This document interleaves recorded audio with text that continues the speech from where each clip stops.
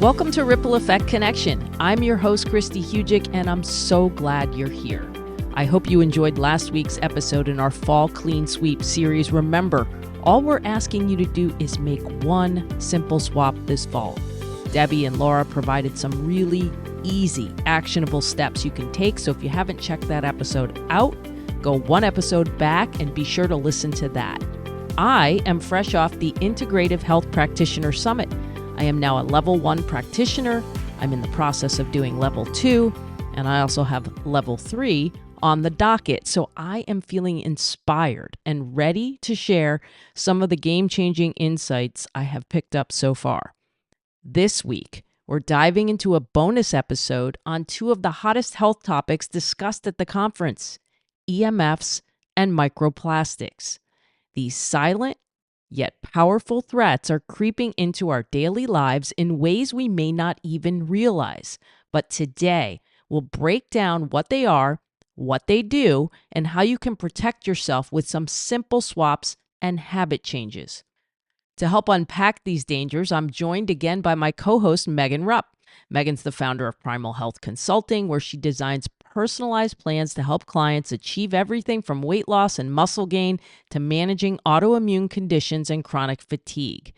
With over a decade of experience and a master's in health and chronic disease and physical activity, she brings incredible expertise to the table. If you haven't listened to our protein episode earlier this season, you'll want to check that out too. So today, we're tackling microplastics and EMFs, topics that might be new to you but are gaining serious attention as research continues to reveal their effects on the body. And what's the deal with elephants and clean swaps? And would you knowingly eat a credit card? We'll explain. Let's get started. Megan, welcome back to the podcast. Always good to have you. So good to be back. I'm excited for today. It's going to be a fun one. This is the time where everyone knows, if you haven't heard Megan yet, Megan and I take our side conversations, we call them rabbit holes and rants, and we now bring them to the public through this podcast. So Megan is here lending a hand for us in the Fall Clean Sweep, and to all of you who might be participating in it and trying to figure out what's a good swap. So we're going to dive into a couple of areas that maybe aren't the first thing that pops into your mind, but they're very important, and we're going to explain why. But in this general sense of making swaps, there's a lot of overwhelm, because I think I've been that person too, where it feels like all of a sudden you're doing something, you think it's fine, no problems, and then it's, no, don't do that, no, don't do this. So what's your best advice for those folks looking to make a swap? Remember, we're only asking them to make one right now, but we're going to draw attention to many. What advice would you give them to reduce the overwhelm? Yeah. So I like to think of the saying, how do you eat an elephant? And it's one bite at a time. So don't think tomorrow you're going to wake up and just tackle your whole household and everything in it. Think, as I need to replace a product, what is the better or best option I could replace it with? Whether it's skin products, whether it's your cutting board, whether it's your Tupperware, take something that is on its way out in your house and let's find the better option for your health. Don't try to tackle it all at once. You'll go a little crazy trying to eat the elephant, as they say.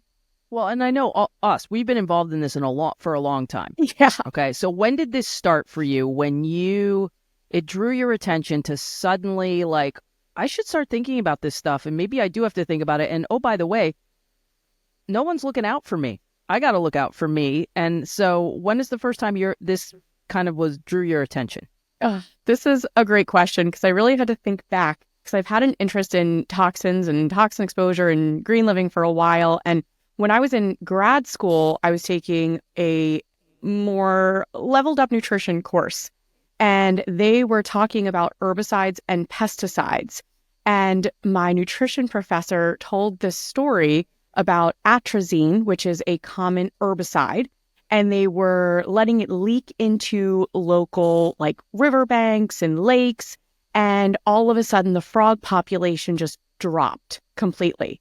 And it wasn't killing off the frogs. The frogs were able to survive with this herbicide exposure. They checked the males, they checked the females. It affected both of them, and they could not reproduce.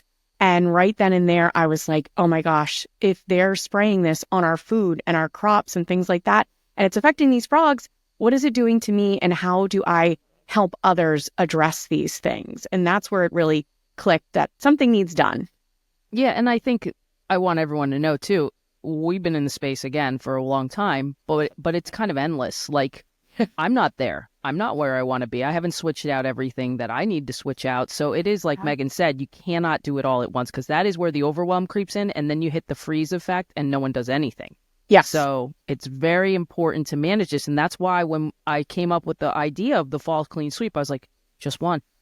Just one. Yes. Because even if you just did this once a year, you're a little bit goes a long way, depending on what you determine is the area that you're going to make a swap. And I also think some of these things we're about to talk about, which again, they're mainstream for us. They're in our world all the time, but they're not necessarily in the mainstream news. Some of these things can be habits that you're changing. It doesn't require going out and spending a bunch of money on a new product. So what I also think is dangerous about things like this, and even just exposure to these things over time in general, is we respond when there's pain immediately. If you were exposed to EMFs or plastics, which are the two topics we're going to talk about right now, if you were exposed to that in one time and you felt pain from it, you would stop, right? But that's not how it works.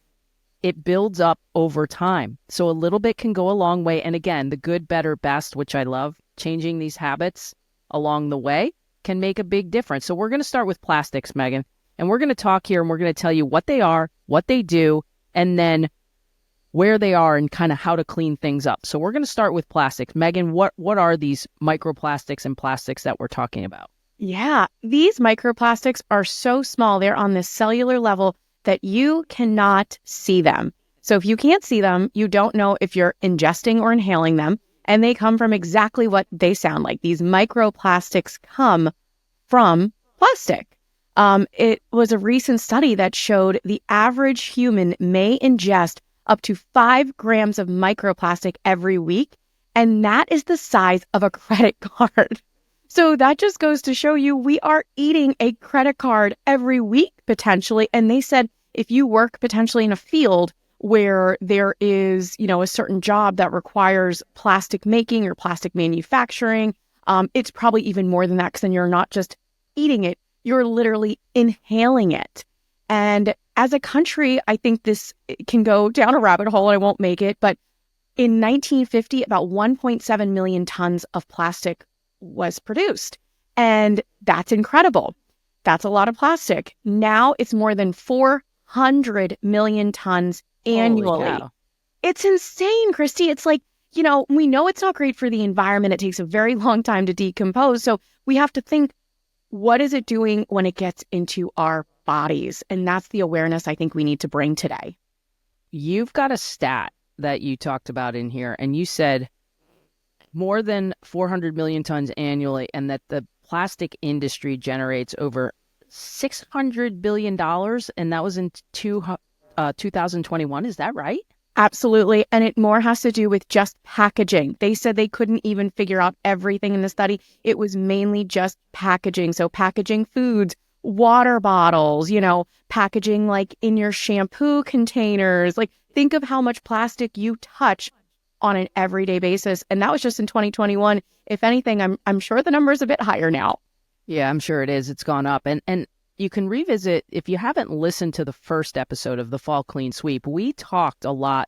We talked some about plastics, but when we talked about the companies that we would buy skincare and beauty products from, the packaging is a big part of the initiative when it comes to those companies. Like Beauty Counter, everything was recyclable. And like my shampoo was in, I don't even know what it was made out of. It's recyclable, but it's not stainless steel, but it's almost like a steel, almost feels like it's a stainless steel. That's amazing. It's not plastic. So that is part of the initiative, and why in that first episode, we were saying that when you can find a company that's got its eye on the target and they're checking all these boxes from an environmental and personal care standpoint, that can really help you in this area. But let's also explain to the people who may be hearing this and going, I don't get it. What do they do? What do these plastics actually do? So here comes the what did they do part. What do they do part of it? This is such a great topic because, as we know, research in general is a funky topic here in the United States because it's a big question of who's going to fund the research and how long are they going to follow the research to know long-term components of what the plastic buildup in the human body can do. And research is mixed, but it is already startling to see that we know the body treats it as foreign particles, which they are. And when the body has a foreign particle in it, a lot of times inflammation and autoimmune issues occur. So the body doesn't want foreign particles. It wants what's in your body now to stay in and no foreign invaders, or else it kind of puts up those red flags. So right off the bat, if you're inhaling it, it's respiratory inflammation and asthma, and that is proven. Ingestion, again, more research is needed, but right now we know that there is evidence to show it can cause gastric issues. So stomach upset because the plastic can settle in the gut, especially if you're eating it. And they're starting studies on mice about it being actually an endocrine disrupting potential. Yeah, and that is scary. It is. And, we talk about endocrine disrupting potentials and really what it boils down to, you and I talk about this all the time, but our hormones, it just directly affects our hormones. And I don't think we want that. No, and the people have to understand too, some of this, like this is the body's response because it is trying to protect you. The body is doing anything it can to stay alive. So the problem in the society today is that it's so many layers, okay? There's so many layers that if you don't address anything, that's not an option anymore. It will manifest somehow. And I don't mean to be gloom and doom when I say that. But the thing is I think we take this so seriously and more seriously every single year I've done this of like, look, you don't have a choice. Doing nothing is not an option. And these plastics, you're not even thinking about a cutting board. You're not thinking about those things. You're not thinking about throwing a piece of saran wrap on your food when you put it in the microwave. God, do not microwave plastic. Please don't do that. If nothing else from this please. Episode, stop microwaving plastic. Yes. Right. And we talked about that in the last one too. And I don't care. I'm going to repeat it because it's that important. If you're using plastic containers to store your food in the refrigerator, that's not good. So Megan, let's talk about some of these other areas that, I already kind of started off on that tangent, but what are these areas that we can give them to clean up besides the ones we just mentioned? Yeah, no, I love that you opened the floodgates. Like, let's bring that tangent because again, like we talked about, it can be one thing at a time. It doesn't need to be overnight. The first thing is the cutting boards. I mean, my parents, when I recently moved back into the area and, moved back to be closer with family. And the first thing my parents asked me was, what do you see as the biggest issue toxin wise? And I said, the plastic cutting boards, because you see someone in the kitchen and they're just chopping and then scraping, and that plastic you can literally see. So it's not even micro at that point. It's full blown plastic particles that are breaking off the cutting board. And then you're cooking it into your food. It is like you are serving plastic for dinner. So the first thing I say is, all right, you don't even need to wait until the plastic cutting board is falling apart. Replace it with bamboo or another really good solid wood. It's a very convenient and lower priced option. That would be the first thing I would do. But what about you? Bring us to the next one, Christy. What would you do? Well, we did talk about water bottles a little bit in the last one, and that's, I will admit, when I'm on the road, I'll sometimes use water out of a bottle, plastic water bottle, and I admit it that it happens. But I'd like to clean that up, but sometimes your means are not there. Yeah. And so what I would say is that, again, if you're cutting it out when you are at home and it's just when you're traveling, or it's just when you just don't have another option, it's different. I try to find BPA. A whole nother topic is water in bottles and that efficacy and what's going on with that, because that's also not a perfect thing. But we won't get into that today because that's a whole separate podcast. Yeah, Megan and I thought we were going to do it in this one, and then we were like, yeah, no, that'll take like 30 minutes by itself. So let's do that one another day. The big three: air, water, and food could be their own episodes. So we'll try to keep those out today. But using a bottle that's stainless steel is usually what I will. So my water bottle is stainless steel. The one thing I would say, going back to plastics, just make sure what you're actually drinking out of is sometimes plastic. Yep. Okay. There's a plastic spout. And I know we're not trying to be anal here. No. But these are the things you have to consider. You have a stainless steel water bottle. I take the plastic spout that it has off and I drink out of the stainless steel. Yep. So I would say that. Would you say that for water bottles too? Oh, You can yeah. use glass water. I have a glass water right bottles. here. Yes, yes. And it can even be, lined in plastic for safety purposes. That's fine. But the actual orifice that you're drinking out of, the vessel, make it glass, make it metal, ceramic. Like, just don't have these water bottles that over time, especially think about it. Like, if you're using a reusable plastic water bottle, what is it going through? Are you shaking stuff in it, like electrolytes? Are you letting it toss around in your car? Because again, you're not going to see the plastic pieces break off. These are microplastics, naked to the eye. So don't think you're going to know when it starts breaking down, because it's going to be as soon as you buy the plastic water bottle, it's already broken down. Yeah, and we see this when we test. We'll see these certain foreign. I remember the BPA being really high when I tested, and I was like, where did that come from? At that point, I wasn't even really drinking much out of water bottles, but I was maybe like on the road, and I'm like, where's the BPA coming from, right? And you have these Tupperware things that say they're BPA free. I don't know. I just now avoid anything plastic. That's just kind of how it goes. Real quick, just on that note, I had a patient maybe a few weeks ago, and she also tested positive for antibodies to BPAs. And she's like, I switched my cutting board. I switched my Tupperware to glass. I said, okay, well, what are you drinking out of? She goes, oh, that's my only plastic vice is the water bottle. She lives in Vegas, and she's like, I buy like packs and packs of the water bottle. We keep it in our garage that goes up to 100 and some degrees. And then we put them in the freezer to get cold. And I'm just like, you're basically causing like the water bottle to be its own microwave. And then you're just cooling it off. I'm like, those microplastics are just leaching into your water. And that was just the one switch. And you know what? I think that's an example of just one switch that she did. That's a good one. And bless their heart. But my husband used to buy the big things of water bottles from Costco. Yes. And then leaves them in the trunk of his car. Yes. And I'm like, where's the water? And he's like, it's in the car. I'm like, well, don't drink that now. Yeah. You're in a warm temperate climate too. Like, don't do that. Don't do that. Yeah, that's a microwave now. No. And then, all right, plastic Tupperware. Tell us about that.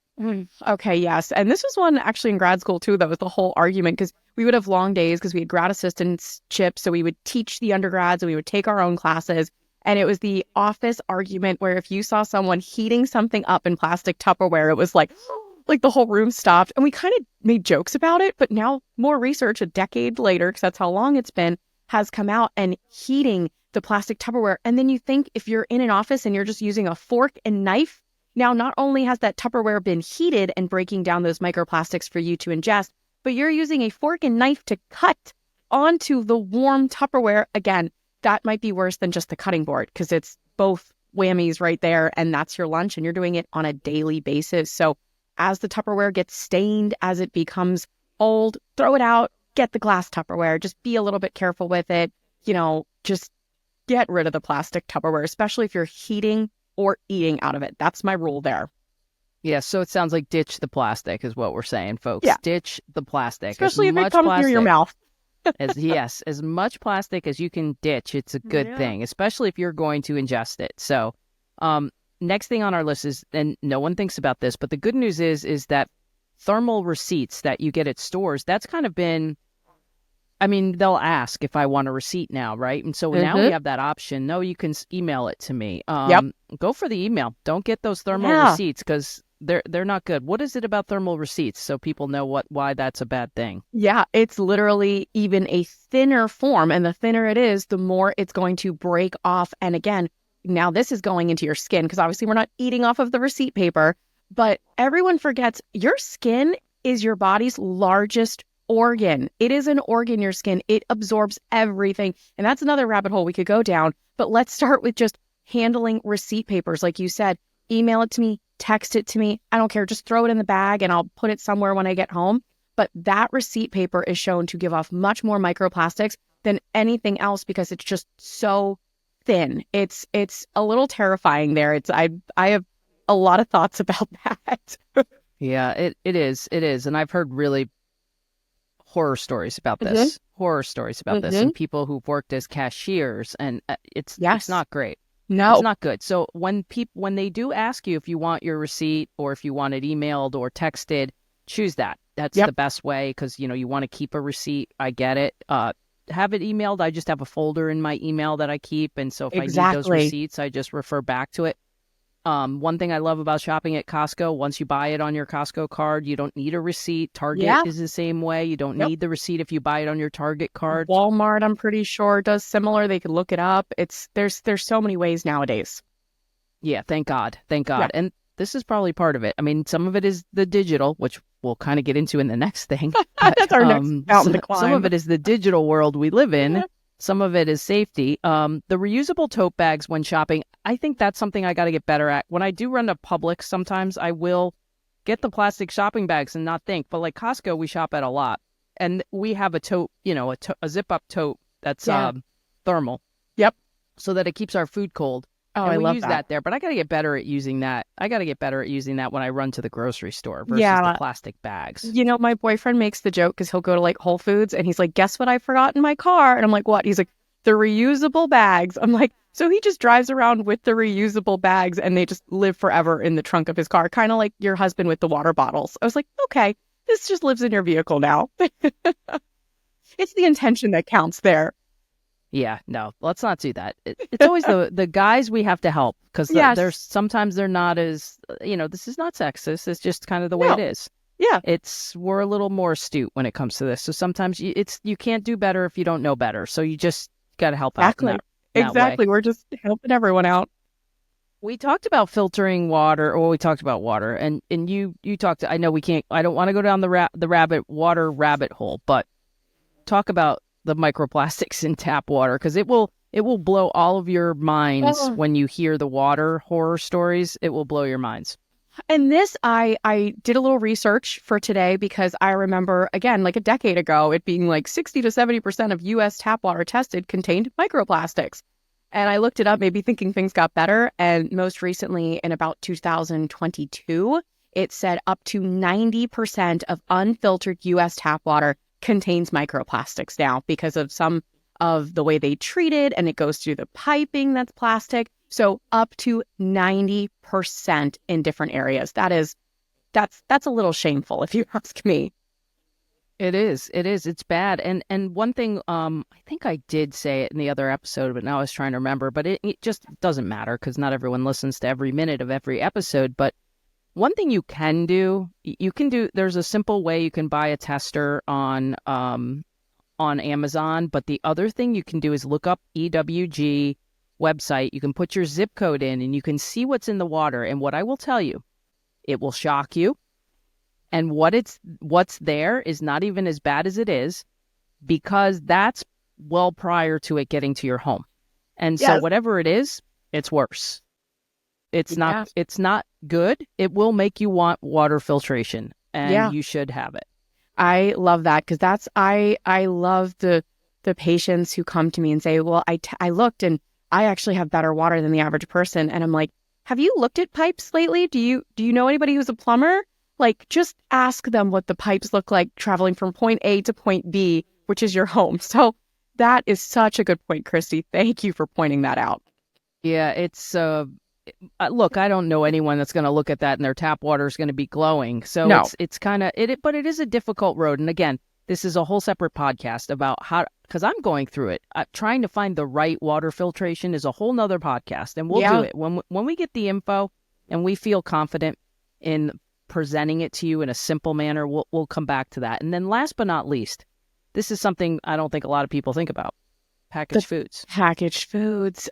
So in a little bit more research that I was doing again, because I wanted to brush up on the facts, and testing and research comes about every year.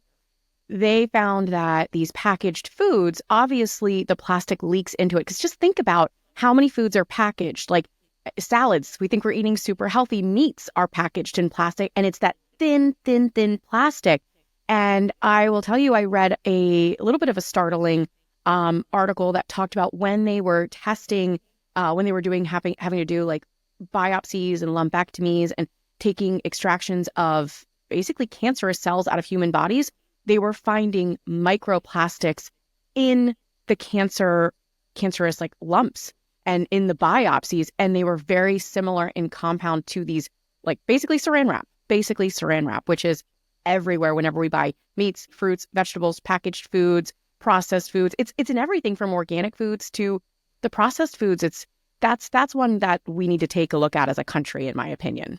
Yeah, I agree. It's really a can of worms that needs to be fixed. I mean, it really is. It's getting pretty serious. And then this next topic that we're about to transition to, this is one that I'll be honest, I never thought about, never knew until I was involved with the clinic, and I had no idea that this was a thing. Okay. So I'm going to bring them up. EMFs, and EMFs is probably something you're sitting there saying, I've heard of it, but I have no idea what it is. So Megan, give them the skinny.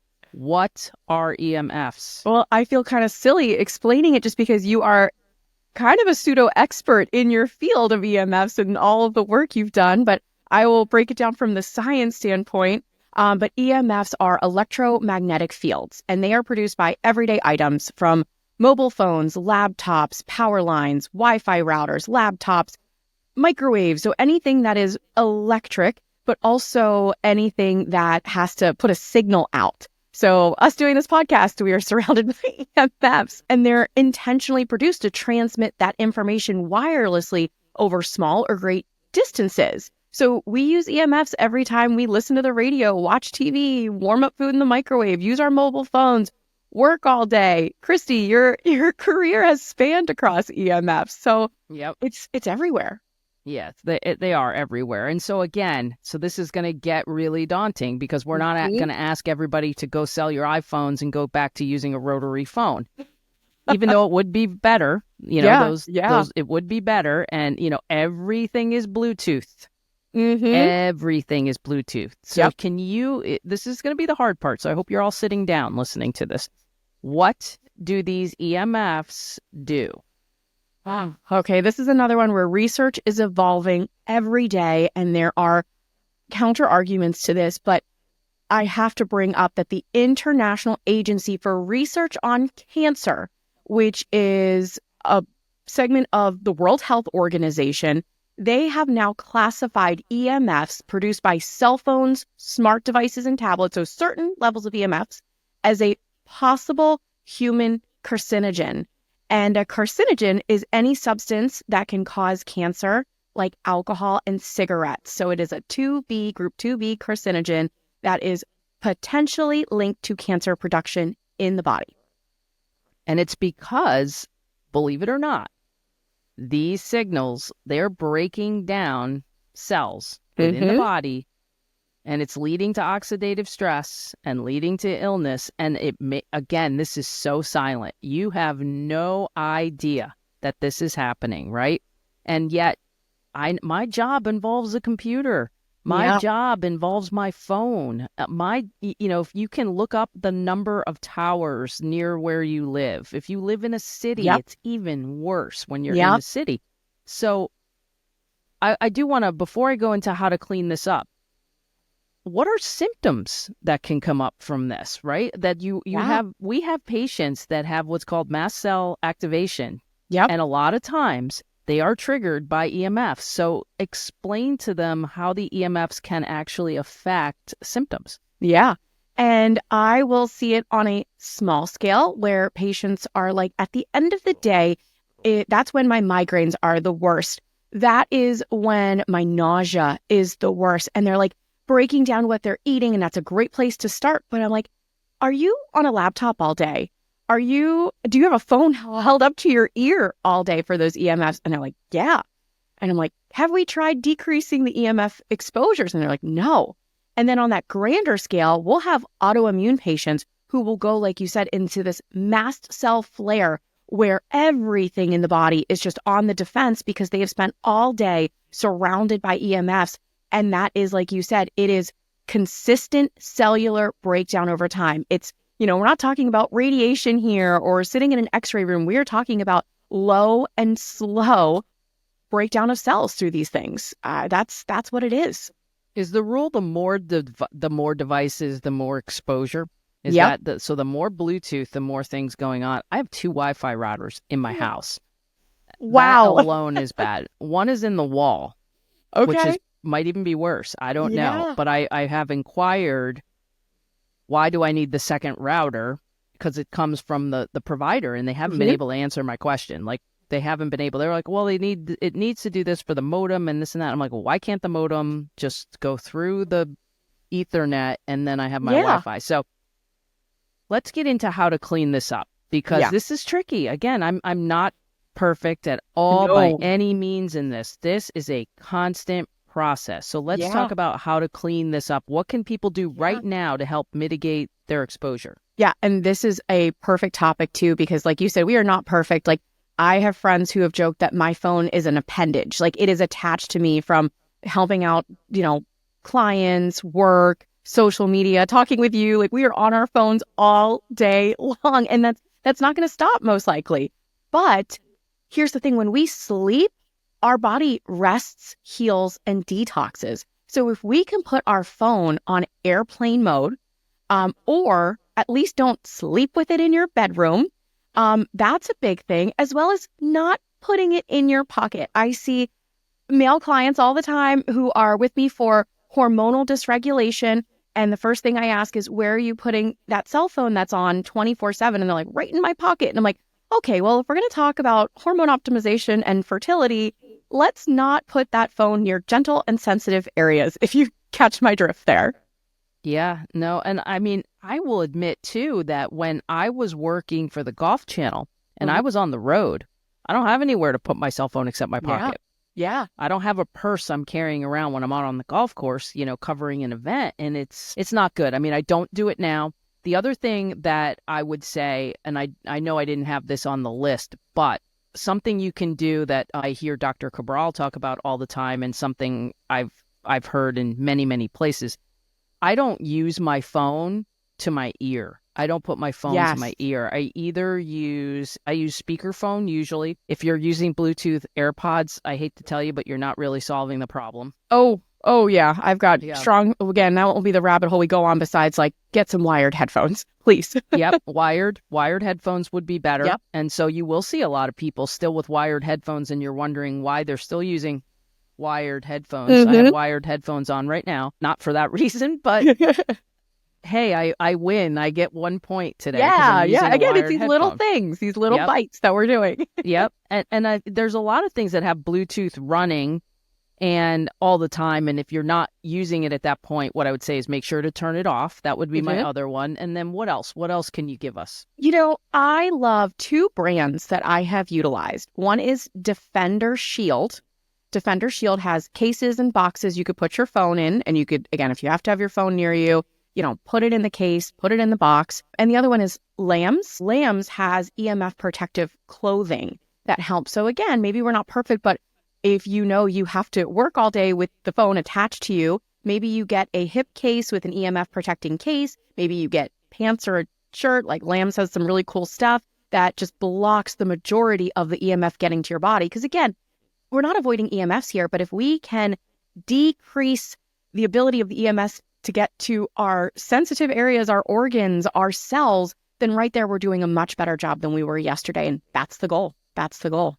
Yeah, this is probably my weakest area. This and the water. I mean, we're talking. We've mentioned at least 2 of the things that I'm the worst at today. Turning your Wi-Fi off completely at night is ideal. I haven't gotten there yet.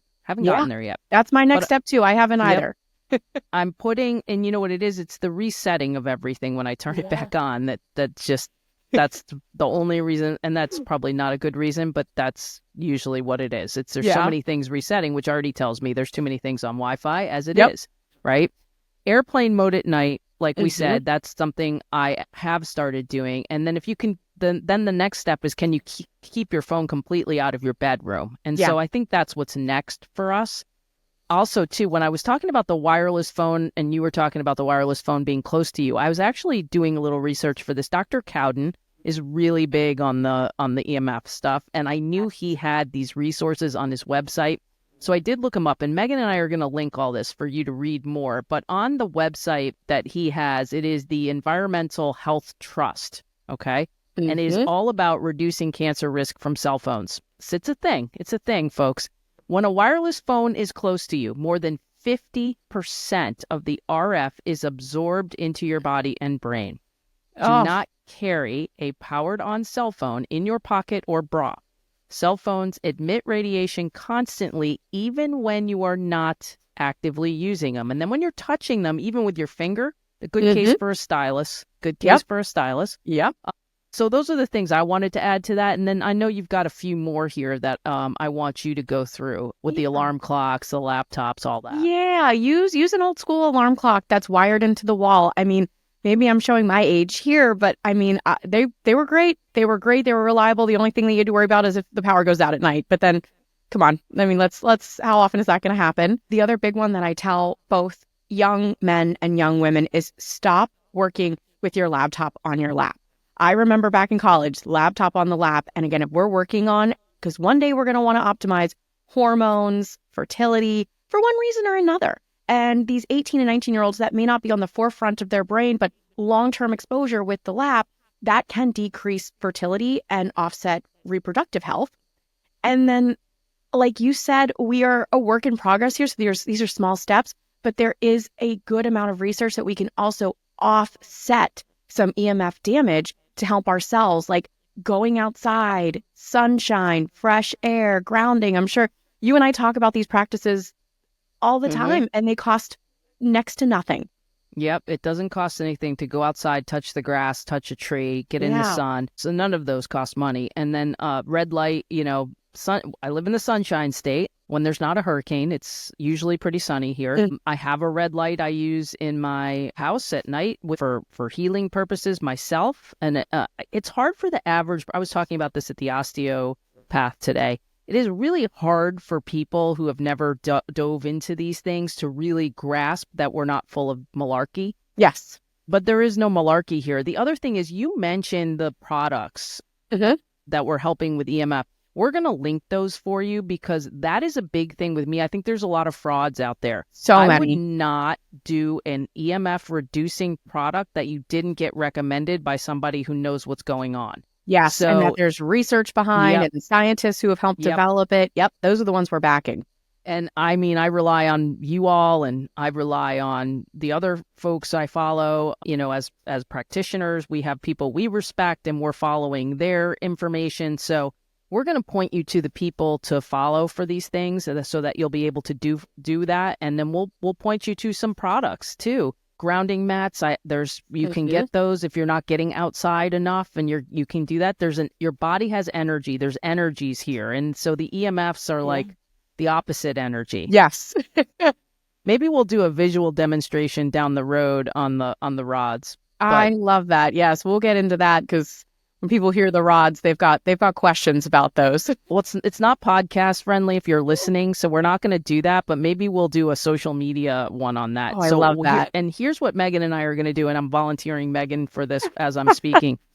Megan and we're going to do an Instagram Live to supplement the fall clean sweep as I volunteer her for stuff. She's like, what are you getting into? Volunteer me. Go ahead. We want to keep this episode manageable, but we're going to do an Instagram Live on the tips about how to make these swaps. So we're going to do that. We're going to do that as an extra. Esther and I did some together on Instagram, and Megan and I are going to do that. But in the interim, Megan, tell them how they can connect with you in case they want to get in the weeds about EMFs or plastics. Yeah, because this is something I can help you with your lifestyle, whether it's just to optimize health or whether there's some chronic issues you want to help with. This is my wheelhouse. Besides nutrition and exercise, the toxins and the EMF go along with it. So you can reach me at primalhealthconsulting.com, or you could reach out to my Instagram at Megan Primal Health. And I'd love to talk and help with anybody. We go down this rabbit hole. This is the fun stuff. And until we meet again, Megan, thank you for joining in on the Fall Clean Sweep and for helping clear some of this up. That's a wrap for this episode of Ripple Effect Connection. I'm sure it was eye-opening to hear the impact of microplastics and EMFs.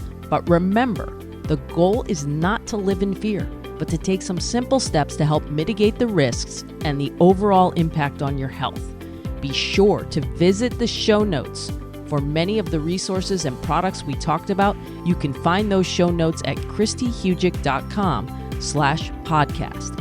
While you're over at my website, be sure to subscribe to my newsletter and you'll receive a Fall Clean Sweep PDF resource with clean swaps you can make. Remember, just one swap. Also, feel free to reach out and ask more questions on this topics on Instagram at Whole Health Christy, and you can follow the series of lives I'm doing over there on this topic. Next, spread the inspiration, like, follow, review, and share this podcast with others who can benefit from this information. Stay tuned for the next episode of Ripple Effect Connection. Let's create waves of change together.